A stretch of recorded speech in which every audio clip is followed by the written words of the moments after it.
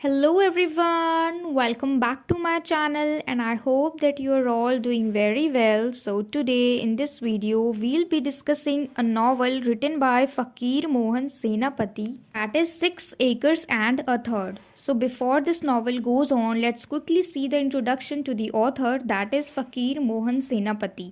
So he was an Indian writer and poet. तो ये Indian writer और poet भी हैं, यानी कहानियाँ स्टोरीज़ वगैरह भी लिखते हैं और कविता भी लिखते हैं। And the first modern Odisha novelist, और पहले ओडिशा के नॉवलिस्ट रहे हैं मॉडर्न टाइम में, ठीक है। First novelist, born in a village in the northern district of Balasore Odisha. तो इनका जन्म कहाँ हुआ था? बालासोर के एक छोटे से विलेज में इनका जन्म हुआ था, ठीक है। And he lost his parents at a very young age and was brought up by his grand mother. तो इन्होंने बचपन में ही अपने पेरेंट्स को खो दिया था और इनका पालन पोषण जो है इनकी ग्रैंड मदर ने किया, यानी इनकी दादी जी ने। And he belonged to the Khandayat caste. Khandayat caste का मतलब है एक मार्शल कास्ट, यानी हम कह सकते हैं जो मतलब वार में बिलीव करते हों, फाइट में बिलीव करते हों, लड़ते हों, ठीक है। तो इस तरीके के कास्ट से ये बिलोंग करते हैं। And he was born on 13th of January in 1843 and died on 14th of June in 1918। So it's all about the author. अब हम चलते हैं, हमारी नावल को शुरू करते हैं। तो सबसे पहले हम इस नावल का प्लॉट देखेंगे, जो कि पूरी तरीके से बेस्ड है 19th सेंचुरी पे, जब ब्रिटिशर्स का राज था हमारे इंडिया पे, ठीक है। और किस तरीके से ये जो ब्रिटिशर्स लोग हैं उन्होंने अपने रूल्स को मर्ज कर दिया था बंगाल प्रेसिडेंसी के साथ। तो ये पूरी स्टोरी जो है इस नावल की, ये 19th सेंचुरी पे बेस्ड है, लेकिन हम पढ़ेंगे 1830s के बारे में, ठीक है। तो इस कहानी में हम किस किस चीज़ को पढ़ेंगे, किस किस चीज़ से इनकाउंटर करेंगे। सबसे पहले हम देखेंगे इसमें कास्टिज़म दिखाया जाएगा कि किस तरीके से जो ऊंची जाति वाले लोग हैं वो नीची जाति वाले लोगों को अपनी मुट्ठी में कैद करके रखते हैं, ठीक है, यानी अपने तरीके से उनको चलाते हैं। अमीर लोग किस तरीके से इतने ज़्यादा स्ट्रांग है उन गरीब लोगों के सामने। उसके बाद हम देखेंगे कि हम जैसा करेंगे हमें वैसा ही मिलेगा, यानी टिट फॉर टैट। फिर हम देखेंगे कि लालच बुरी बला है, ये जो हम बचपन में कहानी पढ़ते थे और फिर हमें उस कहानी से मोरल मिलता था। तो इसी तरीके से इसमें हम काफ़ी सारी चीज़ें सीखेंगे, जिसमें हम देखेंगे कास्टिज़म, रिच और पुअर, फिर टिट फॉर टैट भी देखने को मिलेगा। उसके बाद हम देखेंगे लालच बुरी बला है, किस तरीके से कि जो चीज़ हमारे लिए सफिशेंट है उसको छोड़ के हम बहुत ज़्यादा इकट्ठा करते जाते हैं, भरते जाते हैं, ये भी चाहिए, ये भी चाहिए, ये भी चाहिए, और सिर्फ खुद के इच्छाओं को पूरी करने की वजह से हम अपने आसपास के लोगों को बर्बाद कर देते हैं, उन पे ध्यान नहीं देते, उनकी जो ज़रूरत की चीज़ें हैं उन्हें छीन लेते हैं अपने पावर के बेस पे। तो ये सारी चीज़ें हम देखने वाले हैं थ्रू द कैरेक्टर ऑफ मंगा राज, ठीक है, जो कि एक ज़मींदार है। तो चलिए अब हम सबसे पहले सारे कैरेक्टर्स को देख लेते हैं। काफ़ी सारे कैरेक्टर्स हैं, मेजर भी और माइनर भी। तो सबसे पहला हमारा मेन कैरेक्टर है रामचंद्र मंगाराज, ठीक है, जिसके 3 बेटे हैं और इन तीनों बेटों की शादी हो रखी है और इनकी बहू भी है, यानी 3 बेटे हैं और उन तीनों की वाइफ रहती है साथ में। उसके बाद है रामचंद्र मंगाराज की खुद की वाइफ शांतनी, और ये बिल्कुल अपोजिट है, इसका नेचर जो है वो बिल्कुल अपोजिट है मंगाराज से, क्योंकि मंगाराज जो है ये बहुत ही दुष्ट ज़मींदार है, धोखेबाजी करता है, दूसरों की ज़मीनों को हथिया लेता है, दूसरों के साथ बहुत बुरा बुरा व्यवहार करता है। और दूसरी तरफ इसकी वाइफ है जो कि इससे बिल्कुल अपोजिट है, ये बहुत ही ज़्यादा सेल्फलेस है, कंपैशनेट है, काइंड है, दूसरों की हेल्प करती है, हमेशा दूसरों के लिए हमेशा कॉन्सर्न रहती है, ठीक है। उसके बाद हम देखेंगे नेक्स्ट कैरेक्टर है चंपा। ये भी बिल्कुल मतलब इसका जो पूरा नेचर है, इसका और मंगाराज ये दोनों जोड़ी के हैं, ये दोनों ही बहुत ही ज़्यादा धोखेबाज हैं, ठीक है। दूसरों को बहुत मतलब ये दोनों पूरी नॉवल में हम देखेंगे कि किस तरीके से प्लान बनाते रहते हैं दूसरों को लूटने का, और कैसे ये बहुत सारा पैसा इकट्ठा कर सके, दूसरों को लूट सके, दूसरों को बेवकूफ़ बना सके। इस पूरी नॉवल में इन दोनों का बहुत ही ज़्यादा इम्पॉर्टेंट रोल है। और ये चंपा जो है बहुत ज़्यादा चालू किस्म की औरत है। तो ये लास्ट में ये जो स्टोरी का जो एंड होगा, इसके अंत में ये मंगाराज को भी लूट के भाग जाती है। फिर हम देखेंगे इनके ही गांव में रहने वाले भागिया और सारिया, ये दोनों एक कपल हैं। अब ये दोनों बिल्कुल गाय बुद्धि हैं, ठीक है, कहते हैं ना बहुत ही ज़्यादा इनोसेंट, यानी कभी भी खुद का माइंड इनको यूज़ ही नहीं करना, अगर किसी ने कुछ बात बोल दी है तो उसी पे बिलीव कर लेना। और इन दोनों को बेवकूफ़ बनाने के लिए ही जो चंपा है और मंगाराज इस पूरी कहानी में षड्यंत्र रचते रहते हैं और कैसे इनकी ज़मीन को हड़प लेते हैं, ठीक है। तो ये दोनों बहुत ही ज़्यादा भोले भाले कपल है और ये लोग चाइल्डलेस हैं, ठीक है। तो इसलिए इनकी एक गाय है जिसका नाम है नेटा, तो ये बहुत ज़्यादा प्यार करते हैं अपनी गाय को, अपनी बेटी की तरह मानते हैं, बहुत ही ज़्यादा इमोशनली अटैच्ड हैं, ठीक है। और बहुत ज़्यादा हेल्दी है इनकी गाय, बहुत अच्छी है मतलब दिखने में। फिर हम देखेंगे नेक्स्ट कैरेक्टर है गोबरा जीना, जो कि इस पूरे गांव का चौकीदार है, जो कि लोअर कास्ट से बिलोंग करता है। लेकिन ये भी वैसा ही है, जिस तरफ इसको पैसा मिल जाए उसी तरफ ये गुलामी करना शुरू कर देता है, ठीक है।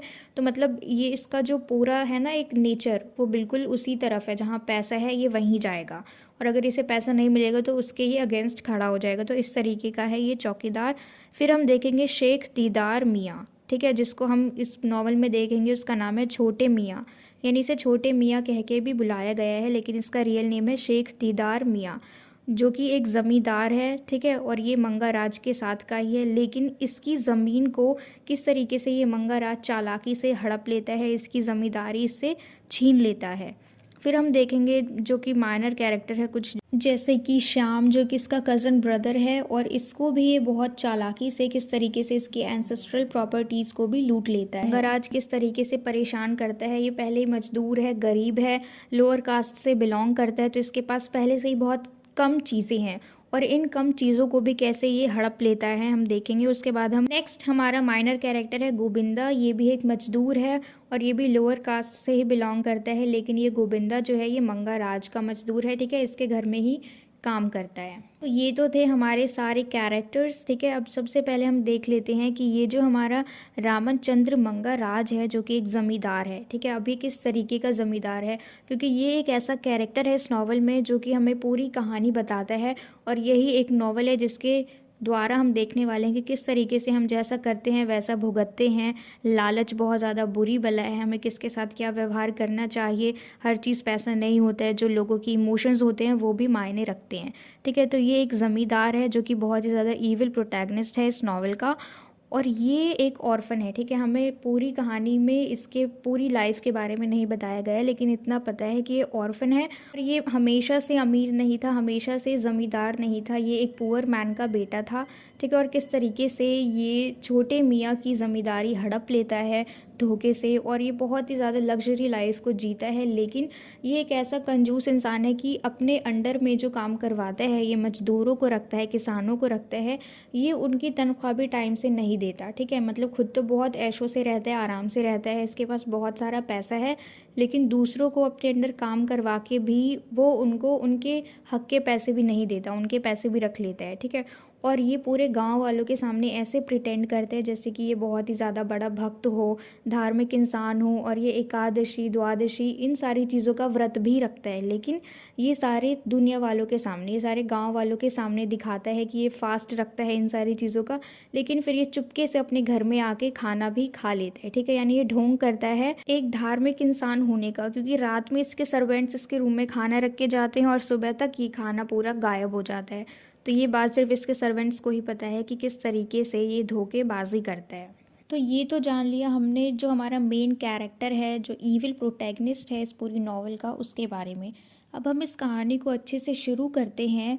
इसमें हम देखेंगे 1830s की सोसाइटी को, ठीक है, through the world of greed, cunningness और कॉलोनियल पावर, की जो लोग बाहर से आए थे वो हमारे देश में आके हमारे ऊपर ही हुक्म चला रहे हैं, और कास्ट स्ट्रगल, ठीक है। तो सबसे पहले हम ये कहानी देखो किस तरीके से शुरू होती है, कि जो हमारे नैरेटर है वो हंसते हंसते कहते हैं कि इतना महान इंसान तो कोई हो ही नहीं सकता पूरी दुनिया में, किसके जैसा, मंगा राज के जैसा, क्योंकि ये एक ऐसा ज़मींदार है कि बाकी लोगों को भी, जो बाकी किसान हैं उनको भी अपने खेत की सब्जियां बेचने देता है बाज़ार में जाके। लेकिन उससे पहले वो इस बात का ख्याल ज़रूर रखता है कि सबसे पहले उसके खेत के जो भी सब्जियां हैं, जो भी वेजिटेबल्स हैं, जो भी ग्रेन्स हैं, वो बिक जानी चाहिए, भले किसी के बिके चाहे ना बिके, ठीक है। तो ये क्या करता है कि सबसे पहले पूरे मार्केट में अपने आदमियों को खड़ा कर देता है, ताकि सबसे पहले इसके वेजिटेबल्स बिके, और जैसे ही इसके वेजिटेबल्स ख़त्म होंगे उसके बाद बाकी सारे सब्जी वाले आके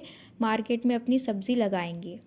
क्योंकि ये एक ऐसा कंजूस इंसान है और इसके अंदर ज़रा भी दया नहीं है, क्योंकि ये खुद इतना अमीर है, एक वेल्दी मैन है, लेकिन फिर भी इसको इतना पैसा चाहिए, चाहे सामने वाला मर जाए पर फिर भी इसको पैसा चाहिए। कभी भी एक मौका नहीं छोड़ता पैसा कमाने का।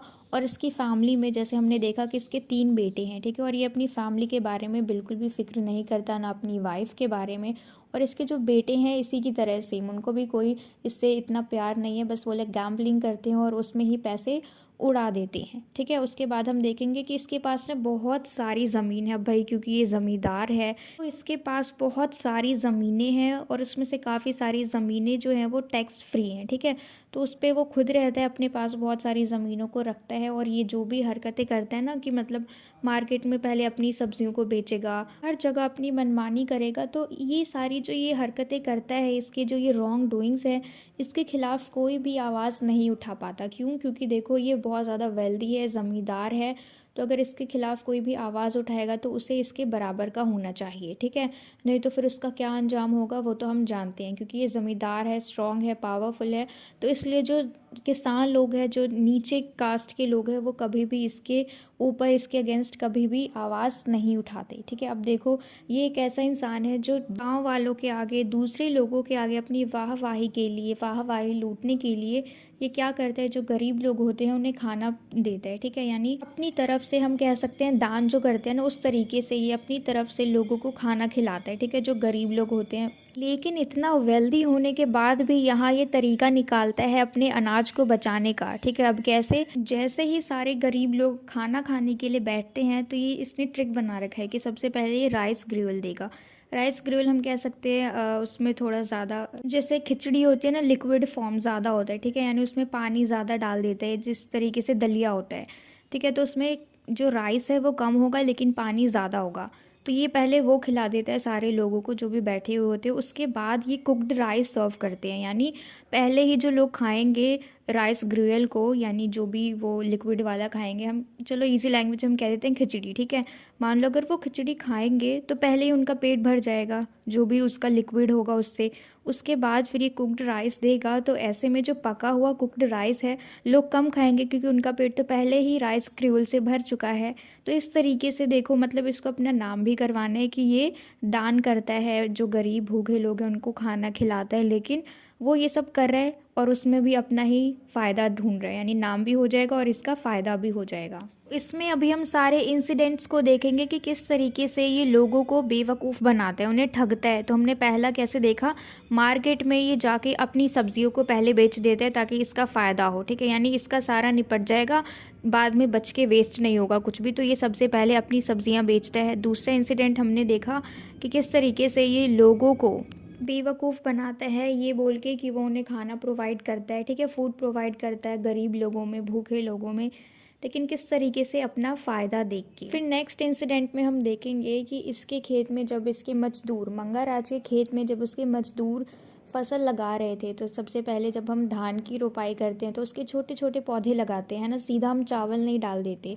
तो इस तरीके से जो छोटे छोटे सैपलिंग्स होते हैं, पौधे होते हैं, उसके पास कम पड़ गए, ठीक है, जो मंगाराज है उसके पास कम पड़ गए। फिर उसका मजदूर जो है गोविंदा, वो ये बात जाके मंगाराज को बताता है। अब मंगाराज सीधा जाता है श्याम के पास, जो कि इसका कज़न ब्रदर है, लेकिन ये लोअर कास्ट से बिलोंग करता है, अनटचेबल है और एक गरीब भी है, ठीक है, किसान है, यानी गरीब किसान है। तो ये सीधा उसके पास जाता है और उससे उसके सारे पौधे छीन के ले आता है। और जब श्याम अपनी बात आगे रखता है कि उसको कम पड़ जाएंगे, तो फिर वो उल्टा उसी को दोषी ठहराने लग जाता है। तुम इतना पास पास क्यों बो रहे हो, एक पूरी ज़मीन है, उसमें उन्होंने लाइन बना रखा है और उसी लाइन के हिसाब से सीधी लाइन में वो अपने पौधों को लगा रहा है, ठीक है, पौधे को बो रहा है। तो मंगाराज ऐसे में अपनी चालाकी से, अपनी कनिंगनेस से उसको डांट के चिल्ला के कहता है कि तुम इतना पास पास लगाओगे, इतना चिपका चिपका के लगाओगे तो ऐसे में ज़्यादा पौधे तो लगेंगे ही, तो तुम दूरी पे क्यों नहीं लगाते हो। तो वो पास दूर का कॉन्सेप्ट यहाँ पे खोल के बैठ जाता है। और ऐसे में वो जो बेचारा श्याम है वो क्या बोले अब, क्योंकि वो ज़मींदार है, उसके पास पावर है, उसके पास पैसा है।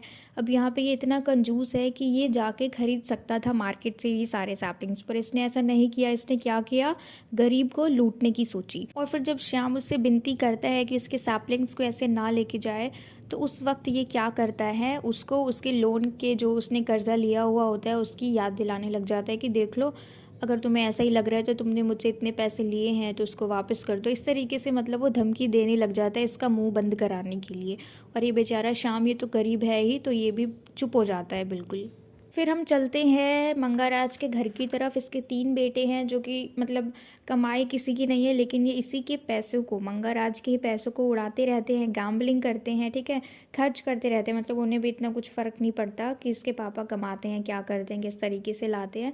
तो इसके बेटे भी मतलब इसी की तरह है, ठीक है। और इसके घर में बहुत सारी नौकरानियाँ हैं, हाउस मेड्स हैं, मेड सर्वेंट्स हैं, जो कि बहुत ज़्यादा गरीब है, और कुछ तो ऐसे हैं जिनके हस्बैंड्स भी नहीं है। लेकिन ये जो हाउस मेड्स हैं, जो इस घर में इसकी सर्वेंट्स हैं, सारी मेड सर्वेंट्स हैं, इसका इसके साथ कुछ अफेयर्स था, ठीक है।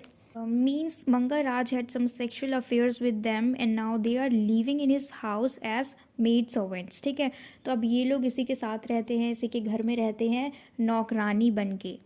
जो इसकी वाइफ है शांतनी, ये बहुत ही ज़्यादा दयालु औरत है। मतलब ये बिल्कुल अपोजिट है, ये सबको लूटने में ही लगा रहता है। और दूसरी तरफ इसकी वाइफ है शांतनी, जो सबको मतलब हेल्प करती रहती है, चीज़ों से भी और इमोशनली भी सपोर्ट करती है दूसरे लोगों को, गरीब लोगों को, जिनको ज़रूरत होती है, ज़रूरतमंद लोगों को, ठीक है। अब हम देखेंगे दूसरा मोस्ट इम्पॉर्टेंट कैरेक्टर, जो कि है चंपा, ठीक है। चंपा बिल्कुल सेम टू सेम मंगाराज की ही तरह है, ठीक है। उसी की तरह बहुत ज़्यादा शातिर है, विशियस माइंड है। और मंगाराज और चंपा जो है, ये दोनों सोलमेट्स हैं, ठीक है, ईविल में। मतलब हम कहते हैं ना कि दो लोगों की सोच जब मिलती है तो वो दोनों दोस्त बन जाते हैं। इसी तरीके से इन दोनों की जो घटिया सोच है ना, दूसरों को लूटने की, हर तरीके से किस तरीके से ज़्यादा पैसा कमाया जा सके, तो ये बिलीव करते हैं कि दूसरों को लूट के, दूसरों को मार के, दूसरों के साथ बेईमानी करके ही ये पैसा कमा सकते हैं। तो इन दोनों की जो मेंटालिटी है ये बिल्कुल सेम है, ठीक है। ये भी उसी की तरह, ये भी मंगाराज की तरह ही बहुत ही ज़्यादा कनिंग है, बहुत ही ज़्यादा चालाक है। फिर हम देखते हैं आगे कि शेख दीदार मियाँ, जो कि एक ज़मींदार है, और इसकी ज़मींदारी बहुत जल्द ही हड़पने वाला है। कौन? मंगाराज। किस तरीके से? क्योंकि देखो ये एक अय्याश टाइप आदमी है, ठीक है। हर वक्त पार्टी करता रहता है, एंटरटेनमेंट करता है, अपने फ्रेंड्स के साथ कार्ड्स खेलता रहता है, और हमेशा ये नॉच गर्ल्स को उनकी परफॉर्मेंस को अरेंज भी करते हैं। तो अभी भी ऐसा ही है, मतलब जो भी नाचने वाली होती है ना, उन लड़कियों को अरेंज करता है, यानी उनके परफॉर्मेंस को अरेंज करता है। एक तरीके से हम कह सकते हैं पूरा समा बना के, यानी एक तरफ डांस हो रहा है, दूसरी तरफ पिया जा रहा है, और फिर कार्ड्स खेल रहे हैं। तो इस तरीके से ये कर रहा है अभी अपने दोस्तों के साथ। लेकिन अभी इसके पास बिल्कुल भी पैसे नहीं है तो ये ज़मींदार, ठीक है, लेकिन इसके पास बिल्कुल भी पैसे नहीं है। ये सोचता है मंगा राज से हेल्प लेने की, लेकिन फ़िलहाल ये उससे हेल्प लेने नहीं जा रहा, और बहुत ही ज़्यादा टेंशन में है। बहुत ही ज़्यादा इसके ऊपर पैसा जमा हो चुका है। जिस तरीके से ये पार्टी करता है, जिस तरीके से ये पैसे उड़ाता है, फालतू चीज़ों के ऊपर पार्टी करता है, कार्ड्स खेलता है अपने दोस्तों के साथ। तो इस तरीके से जो हमारे नैरेटर हैं वो देखो इसके ऊपर किस तरीके से ताना मार के कहते हैं कि even the British parliament does not become this agitated when it finalize the budget for India.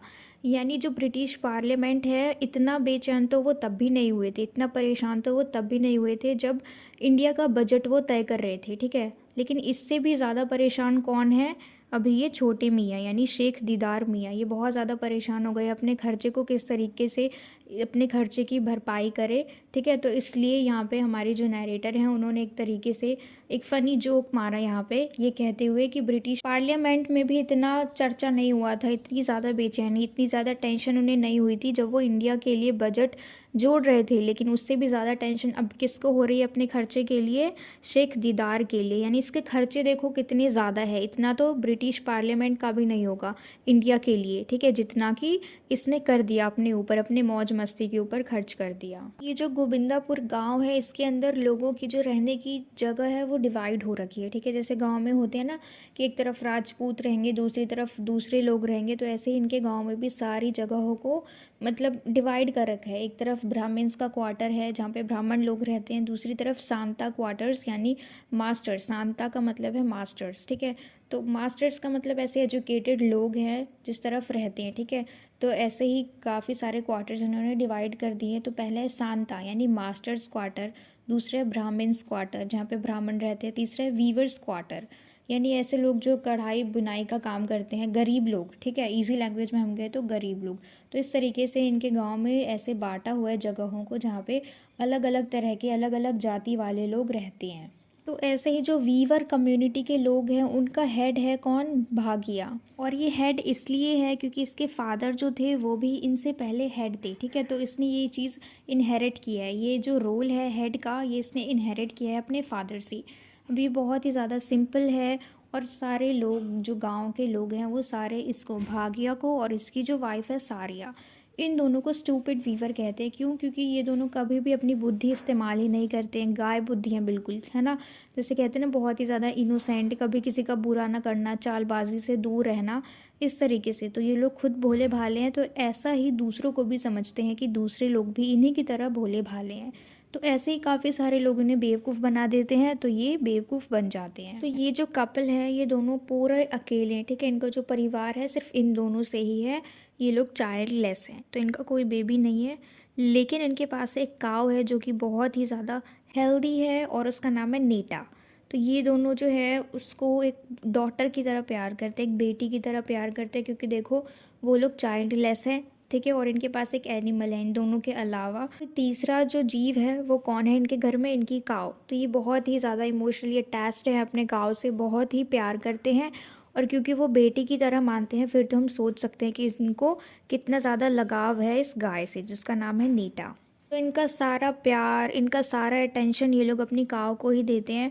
और क्योंकि इनकी काव जो है ये बहुत ज़्यादा हेल्दी है, ब्यूटीफुल काव है, और इसलिए जो मंगा राज है ये बहुत ज़्यादा जेलस है इनकी काव से।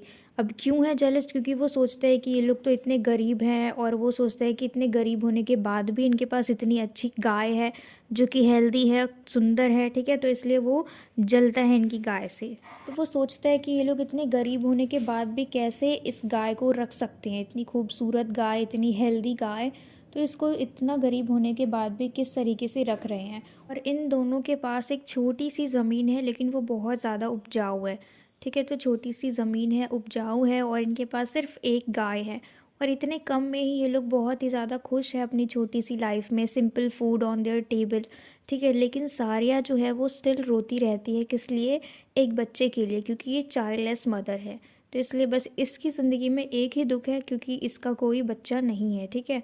और इसलिए वो भगवान से प्रे करती रहती है। जो उनका लोकल डियटी है वो है बुद्धि मंगला, यानी इनके देवता का नाम है जिनकी ये लोग पूजा करते हैं, उनका नाम है बुद्धि मंगला। तो ये रेगुलरली उनकी पूजा करती है, उनसे प्रे करती है, और इसीलिए बहुत सारे रिचुअल्स को भी करते हैं, यानी जो भी धार्मिक चीज़ें होती है वो सब करती रहती है अपने चाइल्डलेस सिचुएशन को दूर करने के लिए।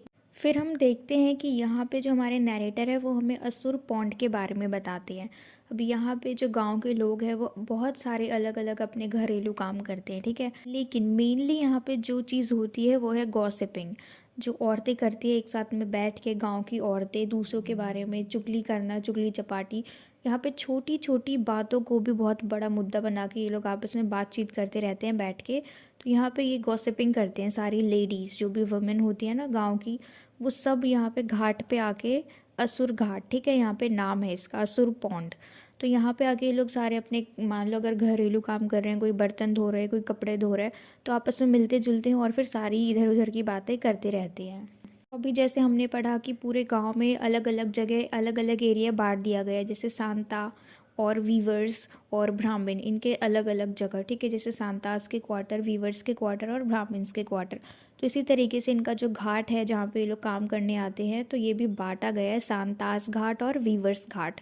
तो सांतास घाट जो है ये मेन के लिए, यानी पुरुष लोगों के लिए, और वीवर्स घाट जो है वो विमेन के लिए, जो औरतें हैं उनके लिए है।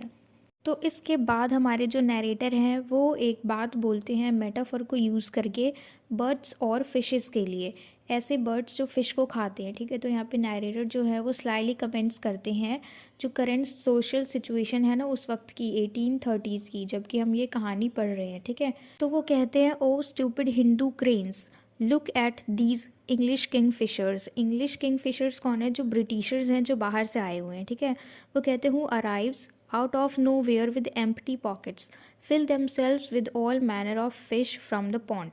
यानी वो लोग बाहर से आए हैं, हाथ में कुछ नहीं लेके आए, खाली हाथ आए, लेकिन फिर भी यहाँ आने के बाद सारे फिशेस को भर लेते हैं, अपने पास रख लेते हैं पॉन्ड में से। जो भी बड़ी बड़ी फिशेस हैं वो सारे फिशेस को वो लोग बाहर से आए और लेके चले गए, इंग्लिश किंग फिशर्स। फिर वो कहते हैं कि you nest in the banyan tree near the pond, but after churning the mud and water all day long, all you get are a few miserable small fish. तो देखो वो क्या कह रहे हैं, यहाँ पे कहने का मतलब है कि तुम बैनियन ट्री में ही अपना घर बना के रह रहे हो, पॉन्ड के बिल्कुल पास में, और वहीं पे तुम मिट्टी में और पानी में खेलते रहते हो, चर्निंग करते रहते हो, और फिर लास्ट तुम्हें क्या मिलता है, वही बची कुची मिजरेबल स्मॉल फिशेज, यानी छोटी छोटी मछलियाँ। अब इनका कहने का क्या मतलब है कि हम इंडियंस जो इंडिया में रहते हैं, तो वहाँ के जो भी सोर्सेज है वो सारे हमारे हुए, लेकिन ये जो बाहर से ब्रिटिशर्स आए हैं, ये बाहर से आए हैं, ठीक है, लेकिन फिर भी वो सारे सोर्सेज पे उन्होंने अपना कब्जा कर लिया है, और हमारी ही चीज़ वो हमें ही बेच रहे हैं, हमारी ज़मीनों पे खेती कर रहे हैं, और हमें ही हमारी ज़मीनों का टैक्स भरना पड़ रहा है उनको जो बाहर से आए हैं। तो इस तरीके से जो हमारे नरेटर हैं वो कह रहे हैं कि इंग्लिश किंग फिशर्स यानी ब्रिटिशर्स जो बाहर से आए हैं और यहाँ पे कब्ज़ा कर लिया है, और हम इंडियंस जो कि देखते ही रह गए, और हमारे हाथ में क्या लगी, छोटी छोटी मछलियाँ। ठीक है, तो ये उन्होंने स्लाइली कमेंट किया है उस वक्त के सोशल सिचुएशन पे। उसके बाद हमारी कहानी आगे बढ़ती है। अब यहाँ पे चंपा जो है वो सारिया से मिलती है, कहाँ पे, घाट पे, और वहीं पे कनिंगली मैनिपुलेट करती है उसको कि किस तरीके से अगर वो टेम्पल बना देगी बुद्धि मंगला के लिए, अपने पैसों से अगर उसने एक टेम्पल बना दिया तो शायद वो बच्चा पा सकती है, यानी क्योंकि शी वांट्स अ बेबी, ठीक है, क्योंकि ये चाइल्डलेस मदर है और ये रोती रहती है हमेशा एक बच्चे के लिए। तो इसलिए यहाँ पे चंपा उसको मैनिपुलेट करती है, चालाकी से उसको अपनी बातों में लेती है कि अगर तुम भगवान को खुश करना चाहती हो तो तुम उनके लिए एक मंदिर बना दो, बुद्धि मंगला का एक टेम्पल बना दो। सारिया यहाँ पे बोलती है, वो अपना जो टेंशन है वो एक्सप्रेस करते हुए उसको बताती है कि जो मॉर्गेज है, यानी उसके पास कुछ गिरवी रखने के लिए नहीं है, अगर वो अंगाराज से उधार लेती है तो उसके पास गिरवी रखने के लिए कुछ पैसे नहीं है, कुछ सोना नहीं है, कुछ भी नहीं है। तो यहाँ पे चंपा जो है वो क्लेवरली उसको अश्योर करती है कि पैसों की चिंता वो ना करे, पैसों का वो देख लेगी, यानी चंपा देख लेगी, और सारिया पैसों की चिंता ना करे।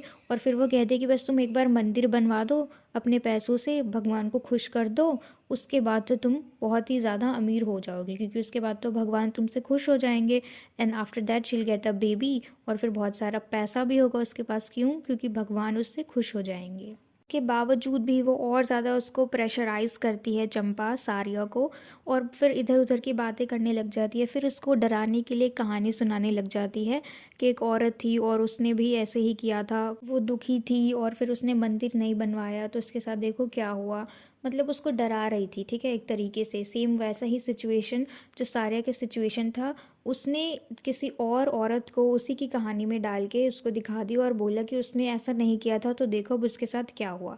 तो इस तरीके से वो डरा रही है अभी सारिया को, और सारिया देखो मान जाती है क्योंकि भोली भाली तो है ही वो। और चंपा जो है वो रिपीटेडली कन्विंस करने की कोशिश कर रही है उसको, और वो कहती है कि चलो तुम्हारे पास गिरवी रखने के लिए कुछ नहीं है लेकिन ज़मीन तो है, और अगर जो ज़मीन तुम ज़मींदार को दोगी और वो ज़मींदार तुम्हें मंदिर बनवाने के लिए पैसे देगा, तो तुम सोचो कि एक ज़मींदार जब तुम्हें मंदिर बनवाने के लिए पैसे दे रहा है तो वही ज़मींदार तुम्हारी ज़मीन कैसे हड़प लेगा।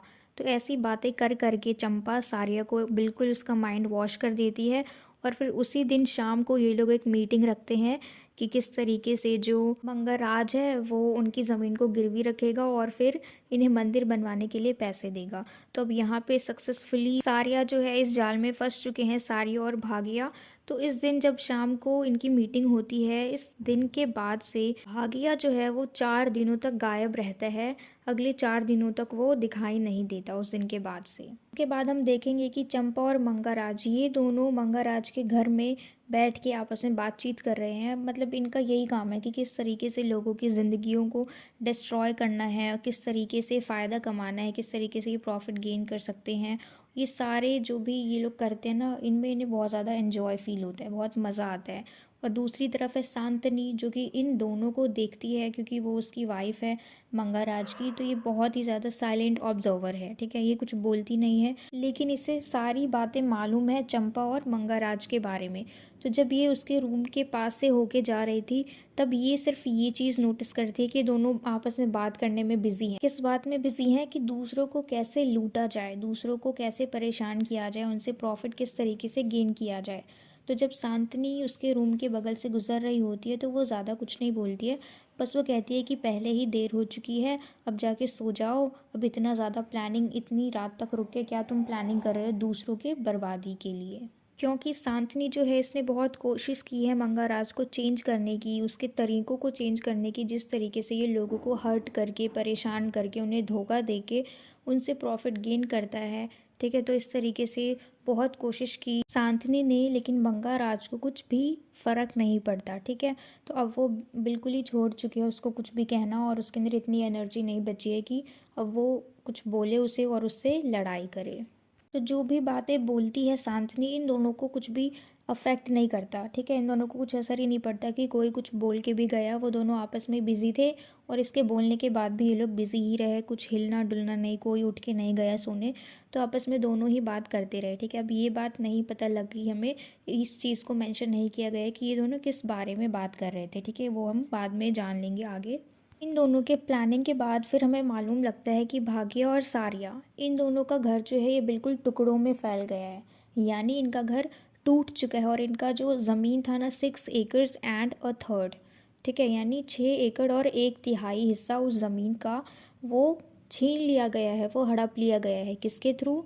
बंगा राज ने ये किया है। ठीक है। और उसकी जो एक गांव थी जिसका नाम था नीटा, उसे भी इसने हड़प लिया है। ठीक है। तो चंपा जो है, अब उसकी नज़र बहुत दिनों से ही इस गाय के ऊपर थी जो कि अब इन्होंने हड़प लिया, यानी उनकी जो ज़मीन है 6 एकड़ and a third land and अ काव, यानी उनकी जो ज़मीन थी 6 एकड़ और 1/3 हिस्सा उनके ज़मीन का उन्होंने ये हड़प लिया, और एक गाय जो कि उनके लिए बहुत ज़्यादा इम्पॉर्टेंट थी, वो अपनी बेटी समान मानते थे उस गाय को, और इन्होंने देखो क्या किया। अब आगे हमारी मुलाकात होती है बाघा सिंह से। ठीक है। जो कि एक ज़मींदार है और वो बिल्कुल गोविंदापुर के पास में ही रहता है, यानी रतनपुर। ठीक है। तो ये रतनपुर में रहने वाला एक ज़मींदार है, and he is a descendant of a family of Khandayats. ठीक है। खानदायत्स जो कि हमने शुरू में पढ़ा था कि ये ऐसे लोग होते हैं जो फाइट में बिलीव करते हैं, और इनकी जो पोजीशन होती है वो बहुत इंपॉर्टेंट होती है पूरे समाज में, फॉर लाइक सोल्जर वगैरह होते हैं ये। तो इस तरीके से, तो अगर ये सोल्जर्स वगैरह हैं, ये ऐसे काम कर रहे हैं, सर्विसेज कर रहे हैं, तो इन्हें रिवार्ड के रूप में, इनाम के रूप में इन्हें काफ़ी सारी ज़मीनें दे दी जाती थी। ठीक है। तो इसी तरीके से ये क्या बन गए? ज़मींदार। तो ऐसे ही काफ़ी सारी ज़मीनें दे दी जाती थी, और ये बाघा सिंह जो है ये उन्हीं का एक वंशज है। तो जो भी इसके ज़माने में, जो भी मतलब इसके दादा थे या फिर परदादा थे, तो उनकी ज़मीनें ये चला रहे अब। ठीक है। तो ये है एक ज़मींदार। उन सारी ज़मीनों का जो कि इसके जो भी दादा थे, परदादा थे, जो भी इसके पुराने वाले जनरेशन थे ना, उन्होंने दी है, यानी हिस्ट्री में जो भी ज़मीनें मिली है उन ज़मीनों पे अभी इसका राज है, इसलिए अभी ये ज़मींदार है। ठीक है। तो ये लोग 4 भाई हैं, बाघा सिंह जो है ये 4 भाई हैं, और ये चारों जो हैं ये घनश्याम बाघा सिंह के डिसेंडेंट हैं। ठीक है। ये लोग बहुत ज़्यादा फेमस है अपने पूरे गांव में इनकी जेनरॉसिटी के लिए, इनका जो दयालु भावना है इनके अंदर, उस चीज़ के लिए ये लोग पूरे गांव में फेमस है। ठीक है। भले इनके पास बहुत ज़्यादा पैसा नहीं है, ये लोग ज़्यादा वेल्दी नहीं है, लेकिन इन्होंने बहुत ज़्यादा इज्जत कमाई है अपने गांव वालों से। और ज़्यादा रीज़न ये भी है क्योंकि जो इसके हिस्ट्री में जो भी इसके दादा थे, परदादा थे, उन्होंने ये सारा जो जनरस एटीट्यूड है ये लोगों को दिखाया, यानी लोगों के ऊपर दया की, उनकी हेल्प की हर तरीके से। तो इसलिए इनकी बहुत ज़्यादा इज्जत की जाती है, इन्होंने बहुत ज़्यादा रिस्पेक्ट कमाया हुआ है। और ये जो बाघा सिंह है और इसके चारों भाई, ये मंगा राज के दुश्मन है। ठीक है। क्योंकि देखो मंगा राज भी एक ज़मींदार है, और ये बाघा सिंह जो है ये भी ज़मींदार है, दोनों ज़मींदार है, लेकिन मंगा राज जो है ये बहुत ही ज़्यादा कपटी है। ठीक है। ये करप्ट ज़मींदार है एक। तो अगर बात की जाए कि अगर हम मंगा राज को फंसा के अगर कोर्ट में पेश कर दें, तो ये अपने पैसों के दम पे वहाँ से बाहर आ जाएगा। ठीक है। क्योंकि लीगली इसने कुछ ऐसा काम नहीं किया है। ठीक है। तो ये बाहर आ जाएगा आराम से। लेकिन जो बाघा सिंह है ये मार पिटाई में विश्वास रखते हैं, क्योंकि ये लोग खानदायत कास्ट से ही बिलोंग करते हैं।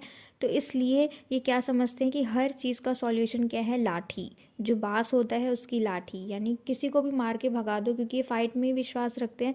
तो इसलिए सोचते हैं कि एक लाठी पड़ेगी अगर मंगाराज को तो वो भी ठीक हो जाएगा। ठीक है। तो इनका मतलब जो भी प्रॉब्लम है उसका सॉल्यूशन क्या है? एक लाठी, यानी बैम्बो जो होता है ना, बांस, उसकी लाठी। हम यहाँ पे बाघा सिंह के बारे में क्यों पढ़ रहे हैं? क्योंकि अब देखो ये जो चंपा है ना, ये इनके घर में एंटर करने वाली है। ये भेष बना के जाती है। ठीक है। एक औरत का भेष बना के जाती है इनके घर में, और क्या कह के जाती है कि नई नवेली दुल्हन जो उनके घर में आई है, डॉटर इन लॉ शादी करके, वो उसकी आंटी है, ठीक है। ये बोल के ये बाघास हाउस होल्ड पे घुस जाती है, यानी बाघा के घर में घुस जाती है। और हमें इसका इंटेंशन नहीं पता कि ये क्या करने वाली है अंदर जाके, लेकिन हमें मालूम है कि इनकी दुश्मनी है, ठीक है। अगर बाघा सिंह मंगाराज का दुश्मन है यानी वो चंपा का भी दुश्मन है, ठीक है, क्योंकि मंगाराज और चंपा बिल्कुल सेम सेम है। तो इसलिए अब ये कुछ प्लानिंग करके इनके घर में घुस चुकी है, क्या बन के, न्यूली मैरिड जो लड़की आई है शादी करके उसकी आंटी बन के। ये किस दिन जाती है उनके घर के अंदर, जब सारे पुरुष लोग, जो सारे मेन हैं इंक्लूडिंग बाघा सिंह और उसके सारे भाई, ये सारे बाहर जाते हैं, सिटी के बाहर जाते हैं स्नान पूर्णिमा फेस्टिवल के लिए। जब ये सब घर से बाहर जाते हैं उस दिन ये इनके घर में चली जाती है, और वहाँ पे सारी लेडीज़ हैं।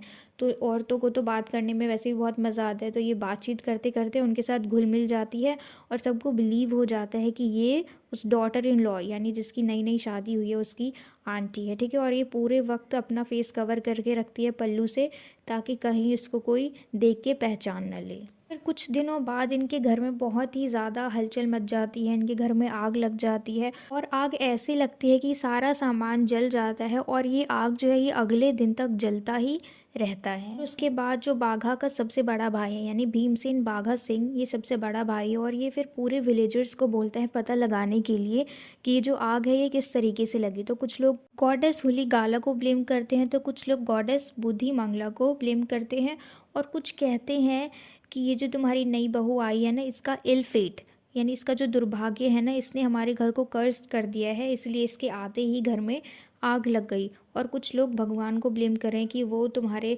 ऐसे बुरे कामों से संतुष्ट नहीं है, वो खुश नहीं है तुमसे, वो अपना गुस्सा निकाल रहे हैं तुम्हारे घर में आग लगा के। तो इस तरीके की बातें लोग कर रहे हैं, ठीक है, क्योंकि जो भीमसेन बाघा सिंह है इसने क्या बोला कि रीज़न पता लगाओ कि कैसे आग लगी। तो सब अपनी अपनी बातें रख रहे हैं। उसके बाद थोड़ी देर बाद बात निकल के आती है कि जो नई बहू आई है घर में उसकी एक आंट भी आई हुई है घर में, ठीक है। जो नए नए विजिटर्स हैं उनमें से एक बहू की आंटी भी है, ठीक है। तो बाघा जो है वो वहाँ भेजते हैं जहाँ से इनकी बहू बिलोंग करती है, जहाँ से शादी हुई है, उसका जो मायके है दिल्ली जोड़ा, वहाँ पे भेजा जाता है कुछ लोगों को इंक्वायरी के लिए। और फिर बाद में पता लगता है कि ये एक छल था, ये एक झूठ था, कि मतलब कोई भी आंटी नहीं है इस दुल्हन की, नई नवेली दुल्हन की जिसकी शादी हुई है। उसके बाद इन्हें मालूम लग जाता है कि वो दुष्ट औरत कौन थी। ये कंफर्म, ये बिल्कुल श्योर हो जाते हैं कि वो चंपा ही थी जिसने इस दुर्घटना को अंजाम दिया। फिर कुछ टाइम बाद हमें पता लगता है कि शांतनी जो है यानी मंगाराज की जो वाइफ है उसके बारे में हमें ज़्यादा तो नहीं पता, लेकिन वो बहुत ज़्यादा काइंड थी, सबके लिए बहुत अच्छा सोचती थी, और हमेशा सेल्फलेस वर्क करती थी सबके लिए, ठीक है। लेकिन उसके पास ये अधिकार नहीं था कि वो अपने लिए कुछ बोल सके, अपनी बातों को रख सके मंगाराज के आगे। तो इसकी यहाँ पे डेथ हो जाती है इस कहानी में। और मंगाराज जो है इतना दुष्ट आदमी जो बिल्कुल इमोशनली अनअवेलेबल है, जिसको किसी का दुख दिखाई नहीं देता, इसकी मौत पे ये भी बहुत ज़ोरों शोरों से रोने लग जाता है, ठीक है। इसकी भी दुनिया उजड़ गई। फिर वो अज्यूम करता है कि काश उसने जो भी इल ट्रीटमेंट किया था शांतनी के साथ, काश वो उसके साथ अच्छा व्यवहार करता है। यानी अब ये बहुत ज़्यादा रिग्रेट कर रहा है जो भी उसने शांतनी के साथ किया। फिर हम यहाँ पे मिलेंगे एक अगले कैरेक्टर से जिसका नाम है शेख इनायत हुसैन, ठीक है, जो कि एक फेमस दरोगा है। दरोगा हम कह सकते हैं जो पुलिस ऑफिसर्स होते हैं ना। ये आया हुआ है मंगाराज के घर के बाहर, और इसके घर के बाहर बहुत ज़्यादा भीड़ लगी हुई है, सारे लोग खड़े हुए हैं, सब शोर मचा रहे हैं, आपस में बातचीत कर रहे हैं। अब क्या बातचीत कर रहे हैं, और यहाँ पे इन्वेस्टिगेशन के लिए शेख इनायत हुसैन जो दरोगा है ये क्यों आया है। अब हम देखेंगे कि यहाँ पे सारिया जो है जिसकी ज़मीन हड़प ली गई चंपा और मंगाराज के द्वारा, ठीक है।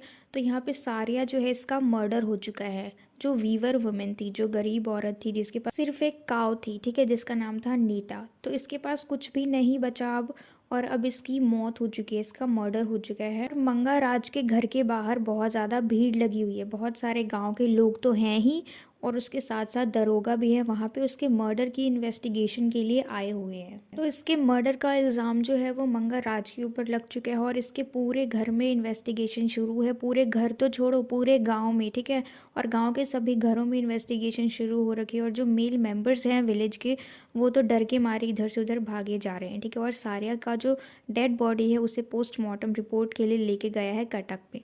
कटक जो है ये एक मिलिट्री कैंप होता है, तो वहाँ पे लेके जाया जा रहा है सारिया की डेड बॉडी को पोस्टमार्टम के लिए। और जो दरोगा के मुंशी हैं ये सारी टेस्टिमनीज़ को, यानी जो भी लोग गवाही दे रहे हैं इस मर्डर के लिए, वो सारी बातें लिखने में बिजी हैं। तो सबसे पहला इंसान जो गवाही देने जाता है वो होता है गोबरा जेना, ठीक है, जो कि बहुत ही करप्ट चौकीदार है उस विलेज का। ये उसी तरफ मुड़ जाता है जिस तरफ इसको पैसा दिखता है, जिस तरफ इसको पावर दिखता है, और इसकी लॉयल्टी सिर्फ वहीं तक सीमित है जहाँ पे इसकी बात मानी जाए, जहाँ पे इसकी चोरी में साथ दिया जाए, जहाँ इसे पैसा मिले, तो ये वहीं तक अपनी लॉयल्टी को दिखाता है। तो अभी कुछ टाइम पहले ही मंगा राज ने इसे धमकी दी थी किसी चीज़ को लेके। तो यहाँ पे देखो ये अपने स्टेटमेंट में क्या बोलता है कि I keep watch over the village at night. Last night while on duty I heard सारिया शाउटिंग फ्रॉम, यानी जब मैं अपनी ड्यूटी पे था उस वक्त रात में मैंने सारिया की आवाज़ सुनी, वो चिल्ला रही थी। और वो चिल्लाने की आवाज़ कहाँ से आ रही थी? मंगाराज के बैकयार्ड से, यानी उसके पीछे वाले आंगन से। और वो आवाज़ क्या थी? Help me, he is killing me, help me. It seemed to me that someone was beating her with a bamboo lathi. तो वो क्या कह रहा है कि उसके पीछे वाले आंगन से आवाज़ आ रही थी कि मुझे बचाओ, वो मुझे मार रहा है, मुझे बचाओ। और ऐसा लग रहा था कि जो मंगाराज है वो उसे बैम्बो की लाठी से मार रहा हो, यानी बांस के लकड़ी से उसे मार रहा हो। When question he replied, no I did not see Mangaraj at the time. अब वो देखो उससे पूछा भी गया कि क्या तुमने उसे मारते हुए देखा मंगाराज को? तो वो बोलते हैं कि नहीं, मैंने उसे मारते हुए नहीं देखा उस वक्त। लेकिन फिर वो साथ में ये बोल देता है कि लेकिन मैंने आवाज़ सुनी। As regards the cow he stated. फिर उन्होंने गाय के लिए पूछा तो फिर उसने बताया कि जो काव है वो सारिया की ही है, इट इज़ कॉल्ड नीटा। फिर उसने नाम बताया कि उस काव का नेम क्या है, नीटा। फिर वो कहता है कि I have seen it tethered in Mangaraj's courtyard for about a month now. I do not know how it got there. फिर वो कहता है कि मैं इस गाय को मंगाराज के कोर्टयार्ड में 1 महीने से बंधा हुआ देख रहा हूँ। अब मुझे नहीं पता कि ये गाय यहाँ कैसे आई, लेकिन ये गाय किसकी है? सारिया की। दूसरा जो आदमी आता है गवाही देने के लिए वो होता है सना राणा, एक फार्मर है ये। और ये यहाँ पे इस बात को कन्फेस करता है कि सारिया और भागिया जो है ये दोनों मंगाराज की बातों में आ गए थे, क्योंकि मंगाराज और चंपा जो है इन्होंने फंसाया था, उन्हें फुसलाया था, ठीक है। उन्होंने कहा था कि एक टेम्पल बनवा दे, ठीक है। तो इसने एक बात तो कह दी, भाग्या के लिए जो भी चीज़ें रिक्वायर्ड थी पूजा के लिए वो सब बोल दिया, ठीक है। और किस तरीके से सारिया को अपनी बातों में लिया था चंपा ने, ताकि अगर वो बनाएगी मंदिर तो फिर किस किस तरीके से, जैसे हमने जाना कि अगर वो मंदिर बनवाएगी तो उसको कैसे फ़ायदा होगा और उसकी ज़मीन नहीं फंसेगी। जो मंगाराज है वो उसकी ज़मीन क्यों लेगा अगर वो उसको पैसे दे रहा है टेम्पल बनवाने के लिए। तो ये सारी चीज़ें, तो ये जो सना राणा है ये अब सारी बातें रख देता है आगे और कहता है कि मंगाराज ने उनके इनोसेंस का फ़ायदा उठाया। उसके बाद अगला जो इंसान है जो गवाही देने आता है वो है मरुआ, ठीक है, एक Brahmin servant who had been working in Mangaraj household for 10 years. देखो ये जो मरुआ है ये एक ब्राह्मण के घर की सर्वेंट है, ठीक है, उसकी नौकरानी है। और ये मंगाराज के घर में भी 10 सालों से काम करती है। तो ये पूरी चीज़ें बताती है, जब सारिया मरी उसके बारे में भी और सांतनी के कंडीशन के बारे में भी। तो ये क्या कहती है, देखो यहाँ पे इसने कहा कि I do not know what killed सारिया, कि मुझे नहीं पता कि सारिया कैसे मरी, किस चीज़ से मरी, ठीक है। She had sat in our backyard for last 8 days, कि वो हमारे बैकयार्ड में 8 दिनों से बैठी हुई थी। Day and night she sat in the same spot, सुबह और शाम वो एक ही जगह पे बैठी रहती थी। When ever she saw someone she would cry out, जब भी वो किसी को देखती वो ज़ोरों शोरों से चिल्लाने लग जाती, रोने लग जाती। My 6 acres and a third, my 6 acres and a third, my नीटा एंड कीप वेलिंग। यानी जब भी वो रोती तो वो यही बोलती कि मेरा जो ज़मीन है, यानी कितनी ज़मीन है इसकी, माई 6 acres and third। और फिर वो अपने गाय के लिए बोलती कि उसकी नीटा, और फिर वो दोबारा से रोने लग जाती। Whenever she saw Santani she would cling to her feet, she would weep bitterly and Santani too would shed tears. अब जैसे ही वो शांतनी को देखती, यानी जैसे ही उसकी नज़र पड़ती थी शांतनी पे कि वो आ रही है जा रही है, तो वो तुरंत उसके पैरों में जाके गिर जाती और उसके पैरों को ज़ोर से पकड़ लेती और बहुत ही ज़्यादा रोती। और शांतनी जो कि बहुत ज़्यादा काइंड है, उसे बिल्कुल भी नहीं देखा जाता कि उसके आसपास कोई दुखी इंसान हो। जैसे ही सारिया रोती उसे देख के शांतनी भी रोने लग जाती थी। ये बात बोलते बोलते मरुआ ने एक और बात ऐड की कि चंपा जो है वो हमेशा उसे मारती रहती थी ब्रूम स्टिक से, यानी झाड़ू से उसे मारती रहती थी, उसे दूर भगाती रहती थी। लेकिन सारिया डिड नॉट मूव, वो हिलती नहीं थी। एक दिन स्नान पूर्णिमा के दिन जब चंपा पालकी के साथ बाहर गई और फिर कुछ टाइम बाद जब वो वापस लौटी तो उसने कुछ बात शांतनी को बताई, ठीक है। जो बात सुनने के बाद शांतनी बेड पे ही पड़ी रही, उसके बाद मतलब अनवेल हो गई वो, ठीक है, मतलब उसकी हालत बिल्कुल ख़राब हो गई। ये चीज़ हम जानते हैं कि चंपा ने शांतनी को कौन सी बात बोली होगी कि पालकी में वो कहाँ गई थी, बाघा के घर, ठीक है। बाघा सिंह जो ज़मींदार है उसके घर गई थी, जो दुल्हन है उसकी आंट बन के, उसकी आंटी बन के, और यही बात उसने शांतनी को बताई होगी कि उसने बाघा के घर में आग लगा दी है। तो ये सारी चीज़ें सोच के जो शांतनी है वो मतलब बिल्कुल भी वो सह नहीं पाई इस चीज़ को कि ये लोग कितना दुख देते हैं दूसरे लोगों को सिर्फ कुछ पैसों के लिए, सिर्फ दुश्मनी के लिए उसने किसी का घर जला दिया। तो ये सारी बात उससे शायद बर्दाश्त नहीं हुई और यही था मेन रीज़न कि शांतनी जो है उसकी डेथ हो गई। फिर हम देखेंगे कि अगला गवाह जो आता है ये भी बहुत इम्पॉर्टेंट है, ये है बायधार मोहंती, ठीक है। ये जो है ये ज़मींदारी की सारे रिकॉर्ड्स रखता है अपने, ठीक है, यानी जो भी ज़मींदार लोग हैं उनके जो भी रिकॉर्ड्स हैं, उन्होंने कब किसको कितना कर्जा दिया, किन की ज़मीन कब ली, तो इस तरीके से ये सारे रिकॉर्ड्स रखता है 20 सालों से, ठीक है। फतेहपुर सरासंधा गाँव का, तो फतेहपुर सरासंधा गांव मतलब गोविंदापुर जो था वो फतेहपुर सरासंधा गांव के अंडर ही आता है, ठीक है। तो इसलिए जो बैदर मोहंती है ये सारी ज़मींदारी के रिकॉर्ड्स अपने पास ही रखता है, इसके पास 20 साल का एक्सपीरियंस है और ये यहाँ पे बताता है पुलिस को, उस दरोगा को, कि सारिया और भागिया का जो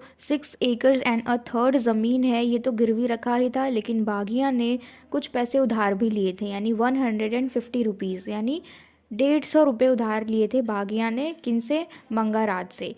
और फिर इसी के साथ ही एक और बात रिवील करता है कि मंगाराज जो है ये एक केस में फेल हो गया था कटक में, यानी जो मिलिट्री कैंप है, जो भी हम कोर्ट कह सकते हैं इजी लैंग्वेज में, तो कोर्ट में जब इसके ऊपर केस चल रहा था तो ये वो केस हार गया था। तो इसने कोर्ट मैसेंजर को घूस दिया ताकि जो भी डॉक्यूमेंट्स हैं उन सब को वो दबा दे, ठीक है। और इसकी भी गवाही से ये चीज़ फिर से क्लियर हो गई कि जो नेटा थी काओ वो किसकी थी, सारिया की। सारी बातों के बाद उसके बाद चंपा को आगे बुलाया गया और चंपा देखो यहाँ पे भी झूठ बोलती है और झूठी झूठी बातें बोलती है मंगाराज के बारे में और उसको प्रेज करती है, यानी दरोगा के सामने मंगाराज की झूठी झूठी उसकी तारीफ़ कर करके उसको प्रेज करती है और सीधा मना कर देती है कि इसे सारिया के प्रेजेंस के बारे में कुछ भी नहीं पता, कि वो मंगाराज के घर के बाहर बैठी थी, तो इन सारी चीज़ों के बारे में चंपा को कुछ भी नहीं पता।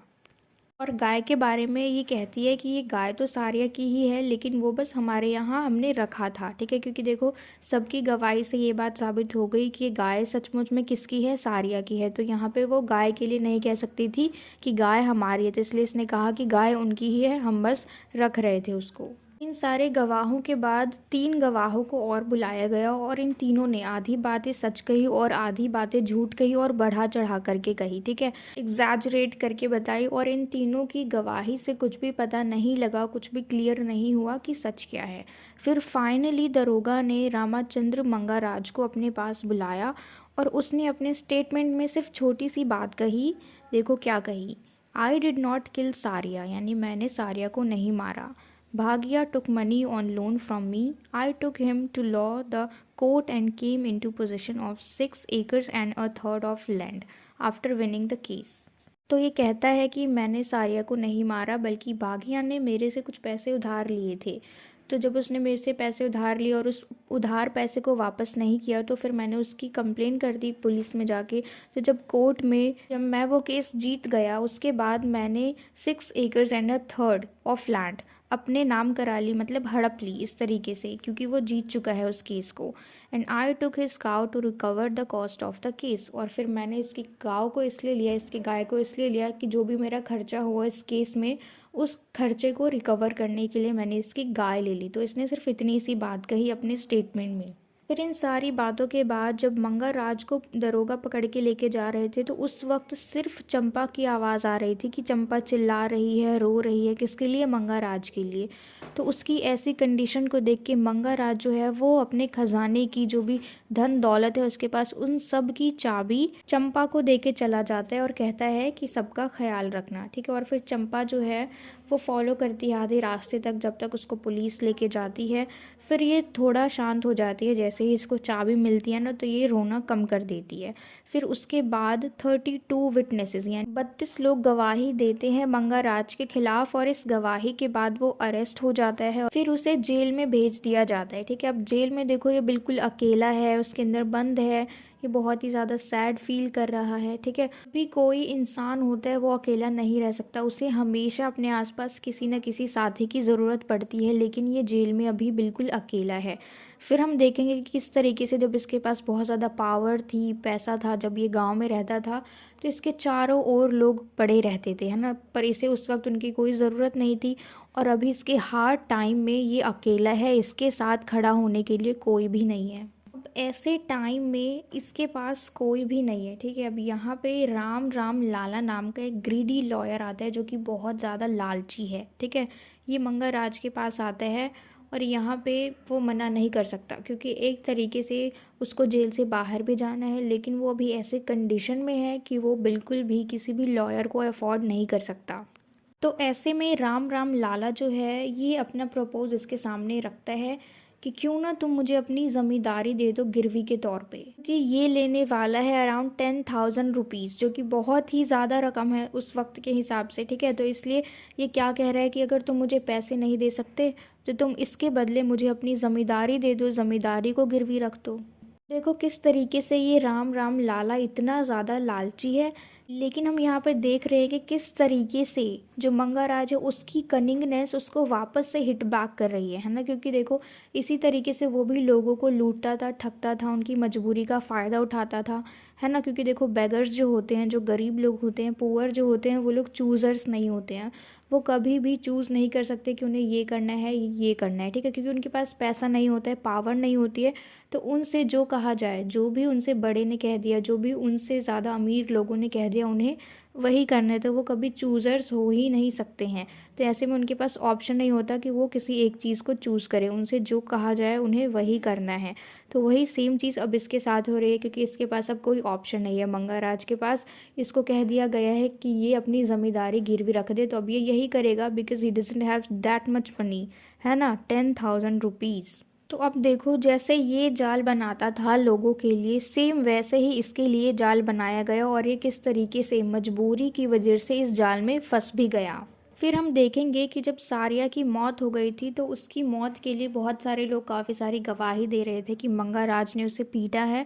तो इसकी बॉडी को लेके जाया गया पोस्टमार्टम रिपोर्ट के लिए, जो ऑटोप्सी होती है ना, मतलब मुर्दे की चीर फाड़, उसकी बॉडी को चेक करना कि किस तरीके से उसकी मौत हुई, उसके रीजंस ढूंढना। ठीक है, तो हमें मालूम लगा बाद में कि उसकी मौत कैसे हुई, स्टारवेशन एंड मेंटल एगनी से, यानी भूख से, और जो उसको मानसिक पीड़ा हो रही थी ना, भूख तो उसे लगी रही थी क्योंकि वो गरीब थी, उससे सब कुछ छिन चुका था, तो वो खाए कैसे।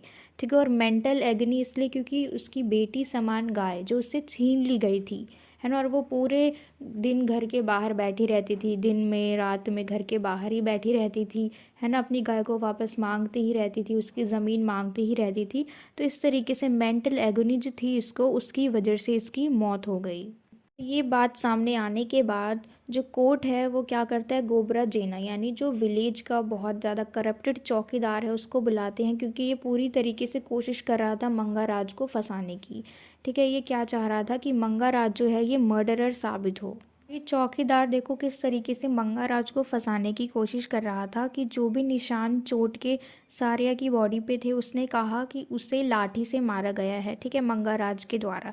लेकिन ये चोट के निशान नहीं थे, बल्कि वो बर्न्ट मार्क्स थे, यानी वो जले हुए थे, और ये लाठी की वजह से नहीं थे, यानी उसे लाठी से कोई मार नहीं पड़ी, वो उसके पुराने घाव थे। तो मतलब इन सारे सबूतों से हमें एक बात पता चल रही है कि मंगाराज जो है ये एक मर्डरर नहीं है। ठीक है, तो ये जो दरोगा है इसको भी पता लग गया कि मंगाराज मर्डरर नहीं है, लेकिन इसके पर्सनल ग्रज जो है ना अगेंस्ट मंगाराज, वो पहले से ही है, उसका पर्सनली कुछ है। ठीक है, मतलब मंगाराज की मुलाकात पहले भी इस दरोगा से हो रखी है, और मंगाराज ने उसके पैसे खाए हुए हैं, क्योंकि ये जो दरोगा है, दरोगा ने मंगाराज की तरफ से एक केस को लड़ा था, ठीक है, उसको हैंडल किया था, लेकिन मंगाराज ने इस काम के लिए इसे कुछ पैसे भी नहीं दिए थे, इसलिए इसका अपना पर्सनल ग्रज है। अब यहाँ पे वो देखो कुछ कर नहीं सकता, क्यों, क्योंकि यहाँ पे ये मर्डरर साबित नहीं हुआ। है ना। तो इसलिए अब ये कुछ सज़ा नहीं दे सकता मंगाराज को। लेकिन इसकी क्या गलती थी कि इसने बिना पूछे सारी और भागिया की जो गाय थी नीटा, उसे अपने पास रख लिया था ज़बरदस्ती, ठीक है। क्योंकि ये चीज़ कहीं पे भी मेंशन नहीं थी उस मॉर्गेज के पेपर्स में, जिसमें सब कुछ लिखा हुआ था कि किस किस चीज़ को ये गिरवी रखने वाले हैं। तो उसमें कहीं पे भी इस गाय का नाम मेंशन नहीं था। इसलिए मंगाराज को ज़्यादा बड़ी सज़ा नहीं मिली, लेकिन काव को ज़बरदस्ती लेके आ गया, वो उसने अपने पास रख लिया। इस चीज़ के लिए इसे 6 महीने की सज़ा सुनाई गई। उसके बाद इसे 500 रुपीज़ एज अ फ़ाइन, ठीक है, फ़ाइन पे करने के बाद फिर ये छूट जाता। तो बस इसको सिर्फ 6 महीने की ही सज़ा मिली जेल में। और वहीं दूसरी तरफ इधर चंपा देखो गांव छोड़ के भागने की फिराक में है, ठीक है। किसके साथ? गोविंदा के साथ, जो कि एक बार्बर है। अब क्यों छोड़ के भागने की फिराक में है ये इस गांव को? क्योंकि मंगा राज के सारे धन दौलत, सारे प्रॉपर्टीज़ की चाबी, सारे पैसे जो है उन सब की चाबी अब चंपा के पास है। तो ये इस गांव से भागने की, यानी गोविंदापुर से भागने की फिराक में है। यहाँ पे चंपा के साथ ये गोविंदा जो है एक बार्बर, ये इसका साथी है। और इन दोनों ने बहुत ही अच्छे कपड़े पहने हुए हैं। अब क्योंकि पैसा तो है ही इनके पास, तो इन्होंने बहुत एक्सपेंसिव क्लोथ्स पहने हुए हैं, ज्वेलरी वगैरह पहने हुए हैं। और अब ये लोग गोपी साहू के शॉप पे जाके रुक जाते हैं, जो कि गोपालपुर के बिल्कुल पास में है। यानी ये लोग अपने खुद के गांव से, यानी गोविंदापुर से निकल चुके हैं, भाग चुके हैं अच्छे से तैयार होके।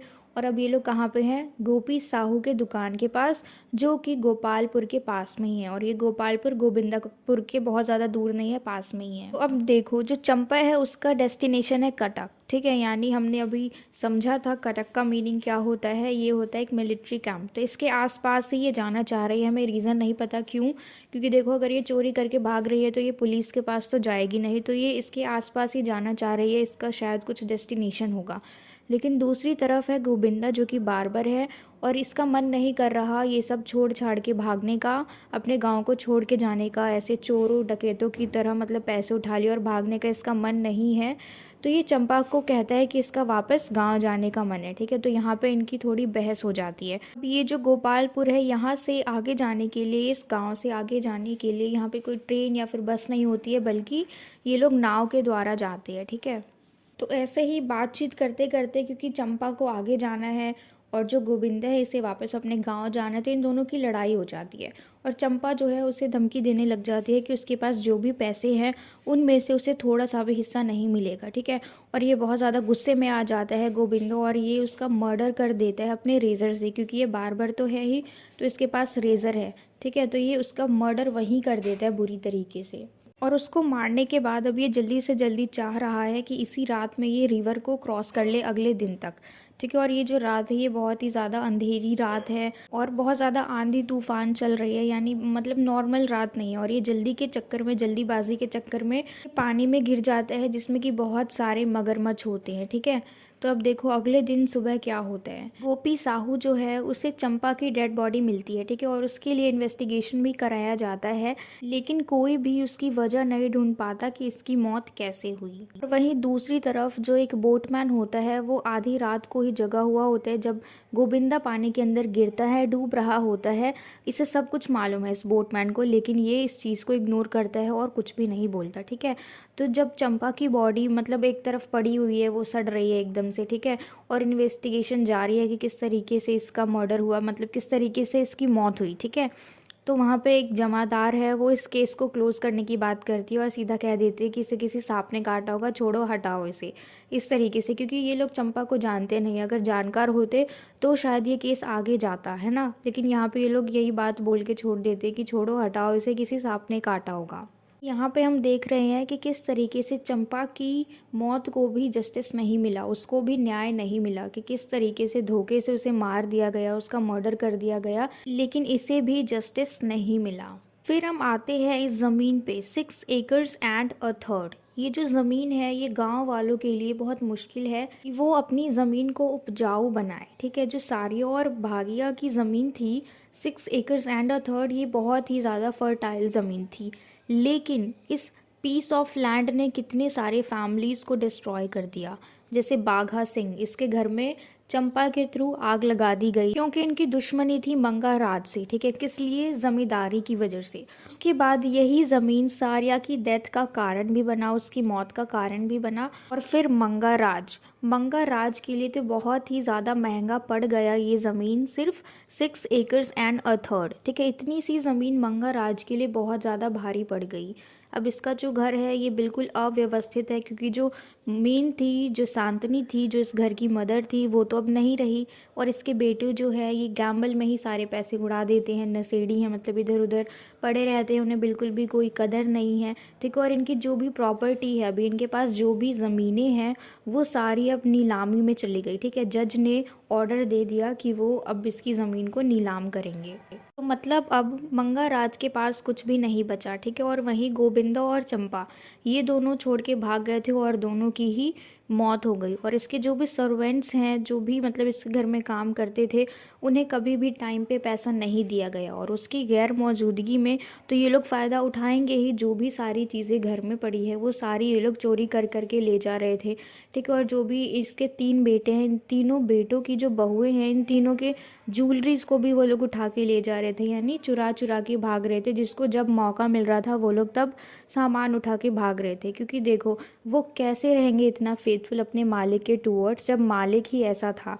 अगर मालिक इनका ध्यान रखता तो शायद वो ऐसा नहीं करते, उसके पीठ पीछे भी ये लोग उसके घर को संभालते। लेकिन उन्होंने ऐसा नहीं किया। क्यों नहीं किया? क्योंकि इनके मालिक खुद इन्हें धोखा देते थे, है ना। उन्हें खुद इनकी सैलरी टाइम पे नहीं मिलती थी। तो जैसा किया इसने, अब वैसा इसको मिल रहा है। ठीक है, तो मंगा राज के पास जितनी भी पावर्स थी, जो भी प्रेस्टीज था, भले वो झूठा था, है ना, जो भी प्रॉपर्टीज़ थी वो सारी अब स्कैटर्ड हो गई है, इधर उधर बिखर गई है। सिर्फ किस लिए? उस ज़मीन की वजह से। मंगा राज जो है ये जेल के अंदर सड़ रहा है। अब इसके साथ कौन कौन है? डोम्स ऑफ रतनपुर। डोम का मतलब होता है ऐसे लोग जो मुर्दों को जलाने का काम करते हैं, यानी नीची जाति। ठीक है, और इसके साथ काफ़ी सारे लोग ऐसे हैं। और है गोबरा जेना जो कि चौकीदार है। ठीक है, अब ये देखो कैसे कैसे लोगों के साथ ही जेल में बंद है। ये खुद तो ऊंची जाति का है लेकिन ये नीची जाति वालों के साथ रह रहा है। ये खुद तो एक ज़मींदार है लेकिन ये गरीबों के साथ रह रहा है। तो यहाँ पे सब कुछ मिक्स हो गया, सेम हो गया। इसके बर्बाद होने के बाद अब इसके पास कोई पावर नहीं है। जब ये इन लोगों के साथ है, अब फ़र्क देखो, जब पहले ये इन लोगों के साथ रहता था और तब इसके पास पावर थी, पैसा था, इनके ऊपर ये हुक्म चलाता था। ठीक है, तो मतलब एक डिस्टेंस जो होता है ना अमीर और गरीब में, ये बना रहता था। जो पावरलेस पीपल हैं और जो पावरफुल पीपल हैं उसमें एक डिस्टेंस बना रहता था। लेकिन अब जब ये जेल में इन सब के साथ है, डोम लोगों के साथ, ये गोबरा जेना इसका चौकीदार, ये इन लोगों के साथ है बिना किसी पावर के, बिना किसी पैसे के। तो मतलब अभी इसका स्टैंडर्ड बिल्कुल सेम हो गया है। अब ये बिल्कुल सेम दर के हैं, इक्वल हैं। ये जो डोम है, ये गोबरा जेना जो नीची जाति का है, और ये मंगा राज, भले ही ये ज़मींदार था लेकिन अब इसके पास कुछ भी नहीं बचा। ठीक है, मतलब इसकी पावर अब बिल्कुल हो गई है ज़ीरो।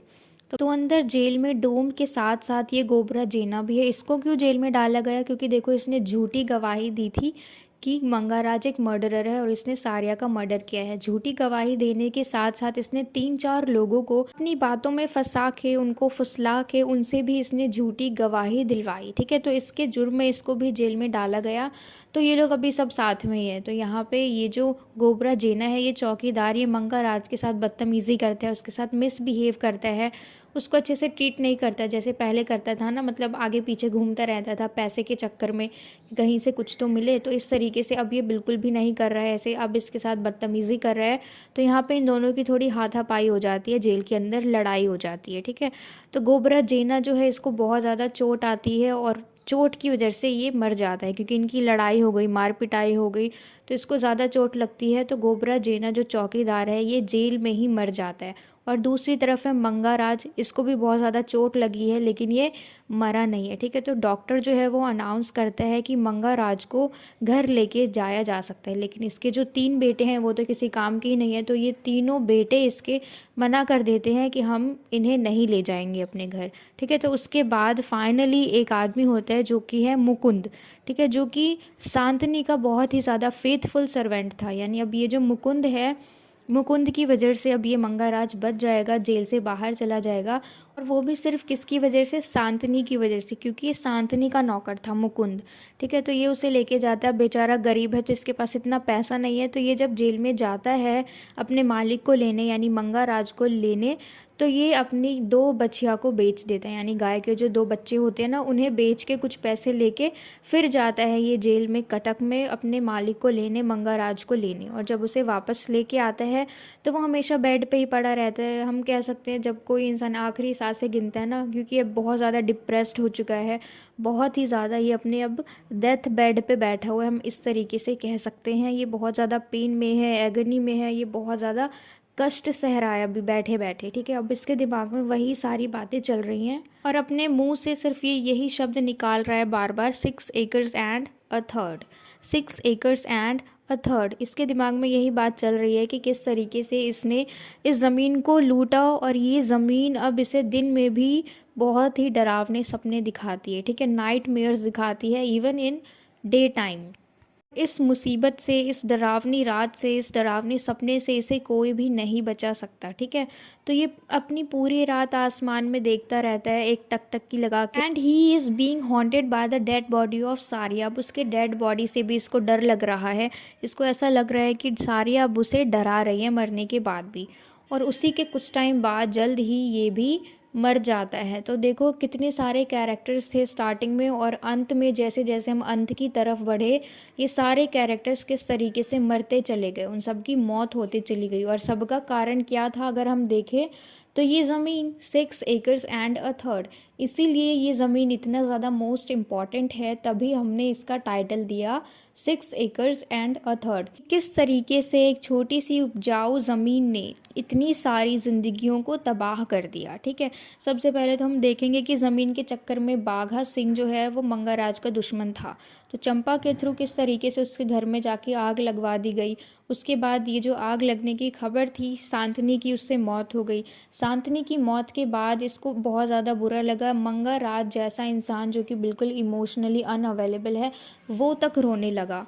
उसके बाद हम देखेंगे कि खुद चंपा की कैसे मौत हो गई, और फिर उसके बाद गोविंदा की मौत हो गई जो कि बार्बर था, वो भी किस लिए, इन पैसों के चक्कर में, जब वो दोनों इस गांव को छोड़ के भाग रहे थे और दोनों का डेस्टिनेशन अलग था, मन नहीं था एक का जाने का, एक का मन था जाने का, तो इसलिए इनकी लड़ाई हुई और गोविंदा ने उसका मर्डर कर दिया अपने रेजर से। और जल्दीबाजी के चक्कर में वो पानी में कूद गया, और कैसे पानी में, जिसमें बहुत सारे मगरमच्छ थे। उसके बाद हम देखेंगे सारिया और भाग्य जो कि इम्पॉर्टेंट कैरेक्टर हैं इसमें, कि उनका किस तरीके से मौत हुआ, उनका भी इसी वजह से हुआ है ना, कि उनको कितना ज़्यादा सताया गया मंगाराज और चंपा की वजह से। इन दोनों ने कितना ज़्यादा परेशान किया उसको, सिर्फ एक ज़मीन की वजह से, सिर्फ अपने फ़ायदे के लिए।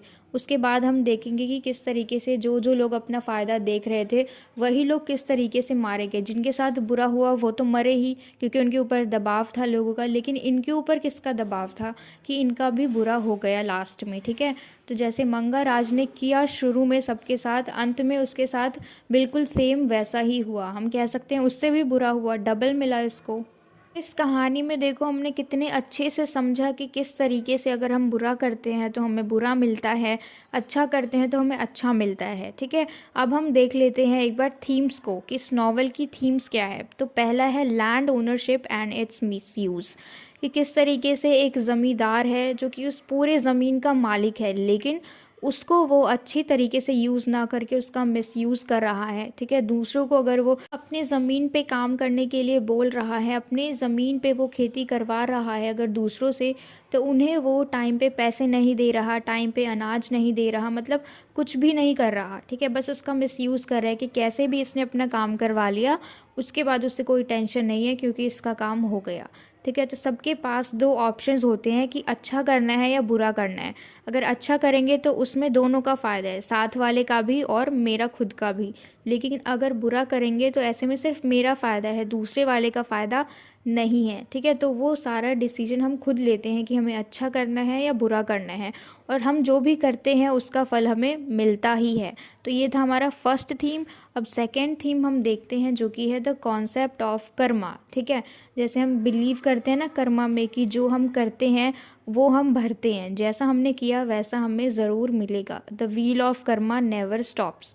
तो इसलिए बहुत सारे लोग हैं जो कर्मा बिलीवर हैं और कभी भी किसी का बुरा नहीं करते, तो हमें भी किसी का बुरा नहीं करना है, जैसे कि हमारे ऑथर ने, फ़कीर मोहन सेनापति ने इस कहानी के थ्रू हमें इतने अच्छे से बताया और इस बात को किस तरीके से उन्होंने हमें सिर्फ़ एक ज़मीन के टुकड़े से उसकी मदद से समझाया कि अगर हम जैसा करते हैं वैसा ही भरते हैं।